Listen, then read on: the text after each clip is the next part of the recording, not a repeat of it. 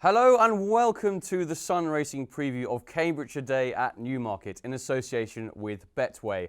I'm joined by Chad Yeomans of Betway, Callum and Jack from Sun Racing. What a day in prospect with two Group 1s alongside a cracking 35 runner handicap. It is the Cambridgeshire, one of the great highlights of the whole year. First up, we're going to talk about the Cheveley Park, which is the Fillies Group 1 over 6 furlongs. Raffle prize heads the market here. Etoile for Aidan O'Brien and Trobeau for Andre Fabre, two of the biggest dangers to her. Chad, come to you first. Thoughts on this? I think raffle prize is to lose. Short and sweet on this Looks one. that way, doesn't it? Yeah, I mean, you don't know how good Trobeau is. Lads, I don't know if you've seen the racing back, her races back. I don't know how good the form equates to. Difficult to say, isn't it? So far, walking Marrakesh was third on her last start, and that got beat and has been beat a few times over here. Finished second in the Duchess of Cambridge, I believe, behind Dark Lady. But raffle prize, the second beaten a neck by Earthlight, who I'm sure we'll talk about later. Very strong form. And obviously, you won the Queen Mary and the Duchess of Cambridge at Newmarket. It just, to me, stands out. She just should be better than the rest of these. She should be, yeah. The other one to look out for, as you mentioned, Etoile. Haven't seen her for months, but she won a Group 3 on debut. That's no mean feat. So she's got to be looked at, but. Yeah, I mean, Raffle Price clearly the one to beat on that second to Earthlight. Yeah. She just seems to keep improving. Guys, would you agree with that, Callum? Do you agree with that? I echo much of what Chad's just said. I think this race is all about Raffle Prize. I'd maybe go as far as saying she's pretty bomb-proof here. I think she probably hasn't got the credit she deserves this year as a filly. She's basically won everything that she can so far. Obviously, Ascot winners back that up at Newmarket, and then a really good run in the morning behind Earthlight, like we said. I don't think like the likes of Pinatubo and that have taken many of the headlines. I think she deserves to be up there, and I think she should win this Group 1, and maybe she'll start getting some of the credit then. Absolutely. Jack, would you agree? I totally agree with the lads. If you don't buy a ticket to the raffle, you can't win the prize. Absolutely, yeah. She's going to absolutely gag up. Do you think so? Yeah. I think she's just the best 2-year-old filly out there. As we know, this Trobeau, is it Trobeau or Trobeau? Trobeau, yeah. Trobeau. I mean, she could be anything. Won the Prix du Calvados last time, but I mean, she's won all the last three starts. Very impressive. She's obviously a classy filly, and Andre Fabre wouldn't be bringing her over just for the day out, would he? No, he wouldn't. Thinks a lot of her. Raffle prize sets a clear standard though on that morning second, and she's rock solid. She hasn't shown any signs of sort of going downhill or even plateauing. She's improved with every start. She's improved with every start. I mean, that morning run was a massive run. She's pretty versatile as regards ground, so think she's won on rapid and second on heavy. Second on heavy in the morning. Lovely. I think we're all in agreement. Then Raffle Prize, the one to beat for Mark Johnston. It truly looks as though this is a big opportunity for her to get her first Group 1. Now on to the Middle Park, which I would say, and I'm sure many would agree, is one of the races of the season so far. We've got Mum's Tipple, that electric winner at York, taking on Earthlight, who won the pre-morning last time, as we've already mentioned, beating Raffle Prize. Also taking on Siskin for Joe Lyons, who's looked electric in all his starts in Ireland so far. Alongside Monarch of Egypt, Lope Fernandez, and Threats, who won the Champagne Stakes last time out for Richard Hannon. It really is a race to savour. Jack, come to the end. Come to you first this time. Thoughts on the top three, and who would you be leading towards most out of those? Well, as you've said, it's an absolutely fantastic race. We've got the French horse in it, Earthlight. I think his form sets the standard. That morning was a very strong race. There's several horses in here. Well, obviously Raffle Prize running in the Cheveley Park. Golden Horde, who's a horse you like. He ran very well there. Some really good solid form, that. Mum's Tipple, obviously street clear to win at York. She was unbelievable. He was unbelievable, yeah. I mean, it was incredible. It's one of those where the time boys, the sectionalistas will say like, oh, he's an absolute monster. But for me, I just kind of, I feel like it was a freak effort, and I'll be stunned if he can reproduce that sort of form again. Because against much better horses. Yeah, he's in much deeper here. Obviously, his form has worked out. The likes of Molatham, is it the horse from the Ascot race? Yeah, from the Ascot race. I mean, he has got some solid form in there. He is in deeper, and I'll be stunned if he can kind of, produce. I would that say kind he's of in too again. deep personally, but obviously Siskin is in here. He's a bit of a street fighter. I like him. He's got a great attitude. He has, yeah. He's improved every start. Very He just does enough. He's not flashy like the others, but I really like him as a horse. Obviously you've got Threat in here as well. You can't ignore him on the Champagne. But I have to say, at a price, and I know you lads think I'm a bit balmy for fancying, but I'm expecting a really big run from Monarch of Egypt. I agree. From Aidan O'Brien. Obviously he pushed Siskin quite close last time out. Aidan's just taking his time with him. He was very babyish early in the season. They decided to skip Ascot, take it nice and steady. He's improved with every start. Aidan's record at this meeting is absolutely incredible. It is phenomenal. And I trust Aidan more than any other trainer to peak his horses in the autumn. And I'm expecting this lad to put up a career best here. So I think he's a good each way bet. Well, interestingly enough, when I went to Aidan's, which I've already mentioned on one of these previews before, a few weeks ago, we talked a few about some of his younger horses, Lope Fernandez, and he was kind of umming and ahhing about where they were going to go. But as soon as I asked him about Monarch of Egypt, he said Middle Park immediately without hesitation.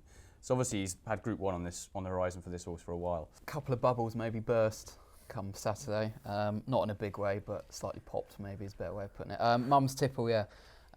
Like Jack said, it's one thing doing it in a big sales race against sort of 90, even lesser rated horses than that, and then getting thrown into a Group 1. There's no doubt he is verging on a Group 1 horse, and he's definitely got every right to be running in this. But like you said, York can make front runners look better than they are as well. It's a perfect track for horses that get off and kicking. Like Newmarket is a completely different kettle of fish altogether. You want to be up with the speed at York in sprint races, don't you? Yeah, I mean, he had his own way, really. Oh, nothing he got close, did it, from 3 furlongs out? I mean, I think immediately after Hannon said that was his cup final, he had no idea where he was going next. They said this was him. He was obviously 100% on that day. Ryan Moore got banned for hitting him too many times after. They clearly weren't leaving anything to chance. And this is obviously an afterthought. They obviously knew he's a good horse, but I'd be looking elsewhere. I think Siskin's the one for me. I think he's the most polished out of these. He's been there, done that, versatile on ground, and he's just hardy. Will get the job done, I think. And I think he might even drift out a little bit. He might even be an each-way play if he gets out to sort of 5s. Any extra rain, well, it's not going to be a Yeah, hindrance. Well, the thing is with him, he wins on soft, but I think you mentioned you think he like better ground, and I agree. I think it was more of a hindrance, and he just got through it, and just because he is such a hardy horse at last time when he beat Monarch of Egypt. Definitely. And I think it just shows he's versatile, and he'll just get on with the job. I think going forward there'll be horses that improve past him. I think here and there. The other one I quickly mentioned, like Jack said, Golden Horde. I think he's a massive prize here. He was 3rd in that morning. He beat Threat at Goodwood quite convincingly in the end. Threat was never getting past, and he's nearly double the price of Threat here. I just think he's a big price. Fair enough. And Chad, on to you, mate.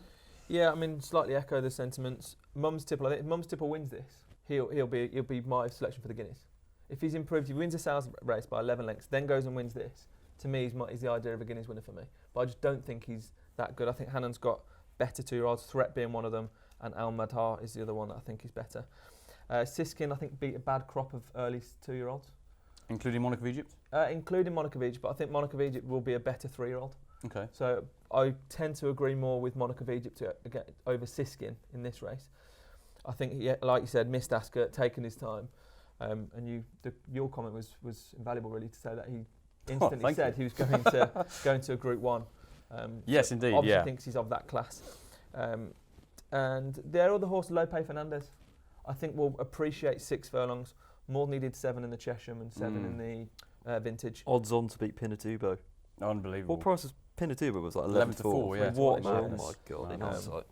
Yeah, but Pinatubo made his debut at 3-1 at Wolverhampton. Yeah, he did. Platinum Star was favourite, wasn't it? Platinum Star was favourite, yeah. So mad. it just goes to show these 2-year-olds can really improve from week to week and month to month. But no, going back, because we've slightly diverged there, I think it'll be Monarch of Egypt to run a big race, Lope Fernandez, and maybe Threat. Well, I have to say, I'm rather amazed that no one's really touched upon Earthlight, who's, for me, buddy, I waxed lyrical about that. Well, he's absolutely the one they've got to beat. Fleece on, haven't you? Which garden centre did you get that fleece from, buddy? Yeah. No, blue's the colour of the day, and blue will be the colour on Saturday. He is going to be. He is going to be very, very difficult to beat if he translates his form from France to England. Andre Fabre said he's slightly concerned about the dip at Newmarket, whether or not he'll handle that or not. But I don't see why he shouldn't compared to the rest of them. His form of beating Raffle Prize is the strongest form so far this season, in my opinion.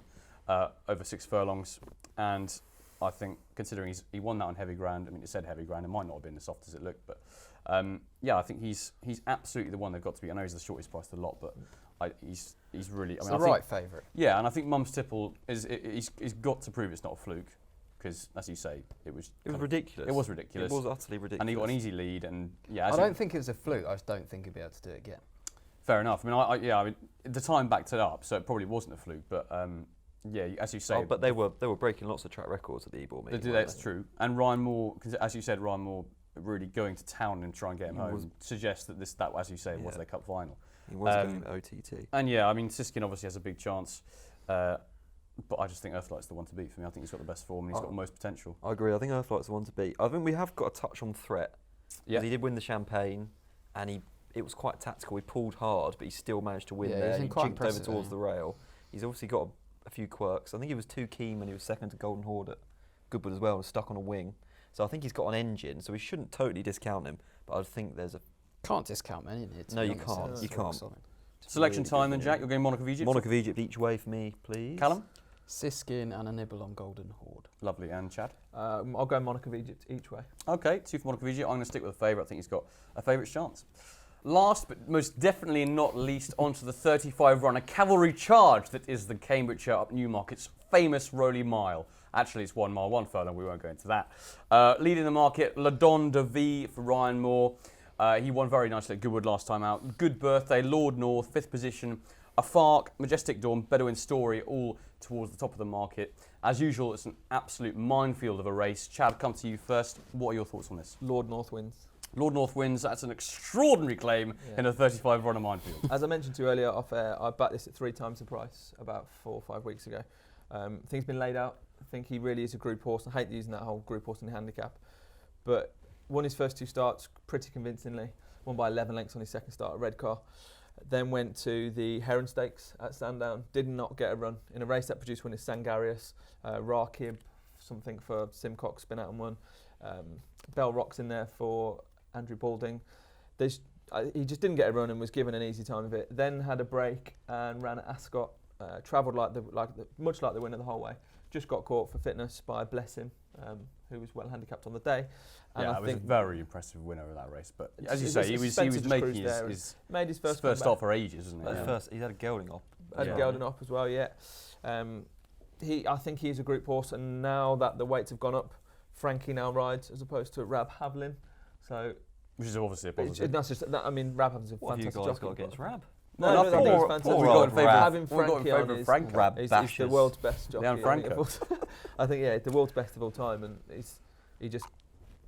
It's for me. He's a great bet. It's a match made in heaven. John Gosden, Frankie Dettori, Lord North. There you go. There we go. Chad, Say no more. Callum, come on to you. The one I like is Jazil. Obviously, this is a red hot handicap. It's not one of those races that it's always the 3-year-old that wins it. Sometimes you do get the older horses that win it. So there is no occurring pattern that you can sort of angle in on. I just think there's a bit more still to come from this horse. He obviously won the silver version of this race last year, and I think he's just tailor-made for these 9 furlongs. He's a real smooth traveller. This big field's going to be perfect for him, and the jockey you want on is Jamie Spencer. Jamie Spencer, and indeed. that's who he's got. Yeah, absolutely. Easy peasy. Lovely, nice summation. Jack, what about you? Actually, with all the 3-year-olds at the head of the betting, I actually agree. I think Lord North has got the best chance of all the 3-year-olds. I do worry the hurly-burly of a race like this could catch him out because he's running quite small fields. But the one I'm leaning towards, and I actually tipped up on Monday, is Bedouin Story. I was hoping there'd be a bit more rain. At the minute, it's goodish ground. Hopefully, they'll get a bit more because he likes to get his toe in. He's got a brilliant record on soft ground. He was a bit unlucky when he was second to an improver at Chelmo last time, giving it £11. That horse has since finished a close second in a stakes race. He's bred to be fine over this 1 mile one trip. He's by Far, who obviously stayed well. He's down 1 over a mile and a half. He's from a family of stayers, so the step up to 1-1 won't be a problem. The yard had 2 placed in this last year. He's £2 well in off 101. He should be going up to 103 in future. So, I mean, every little helps in that aspect. Well, indeed. And he's improved for cheek pieces of late, and they're retained. So I'm just expecting a really big run from him. I could just do with the ground easing maybe a tad more than it is at present, but I'd say Bedouin Story would be my main fancy, obviously Lord North, but I think Berenger's slipped down the weights. He's got a good record at Newmarket. You keep an eye out for him. And Baltic Baron, who me and Callum have been burnt on several times. He's very tricky, but I think this is the kind of race He's ever going to go pop up in. Pop up and get one. It'll be Big this. field, It'll strong be this, pace, yeah, just absolutely. smuggled into it and produced late. But This race has got a history of big price winners. Yeah, it Recent has, history, yeah. anyway. So it could be a good day for the boys in blue if Earthlight also does the business earlier on. I'm just going to give a quick mention to Majestic Dawn. David Egan's been booked for this one, right at the bottom of the weights. Faded last time out over 1 mile 2, drops back to 1 mile 1, which should be absolutely perfect for him. Trained by the master. Well, indeed. Only had a handful of runs, and I think he's got a lot more to come, and looks as though he's pretty well handicapped, so he'd be my selection. Around, yeah, decent enough price. Bedouin Story Bedouin for me, Story? me old Story, China. yep. Giselle under a Jamie special. Lord North for Chad. Yeah. And I'll be going with Majestic Dawn. Lads, any other fancies on what is really quite an extraordinary day of racing? The Royal Lodge kick-starts today. I think it's a 2-horse race. Andrew Balding, the Betway ambassador, trains Kameko, who finished second, to positive in the Betway Solario. Arguably should have won. I think with another 2 strides would have won. And Highland Chief for Paul Cole. Yeah. Cool. Hasn't been seen since finishing third in the Cheshire behind Pinatubo and Lope Fernandez. All 3 broke the track record that day, isn't that right? Yeah, well, Paul Cole doesn't really get them ready first time out. So if they do win first time out, they're usually pretty smart. I think Duke of Hazzard was one of his years ago that won first time out, which proved they turned out to be quite smart. So I think it's a 2-horse race. I don't know if you boys would agree. I like Highland Chief, like you just said. Yeah, I mean, like you're third to Pinatubo, and we all know how good he is now. And he was green as grass that day, Highland Chief. They said they're actually going to put him away for the season after that, but they've obviously decided he's ready now and picked out this race. I just think he's a really good horse. I mean, he'll be better next year. And you've got to obviously respect Baldings as well, but I think he's a bit of value at the prices currently. Great stuff. That is the end of our preview. It's an absolutely fantastic day's racing. Hopefully we've given you some winners, and best of luck for the afternoon.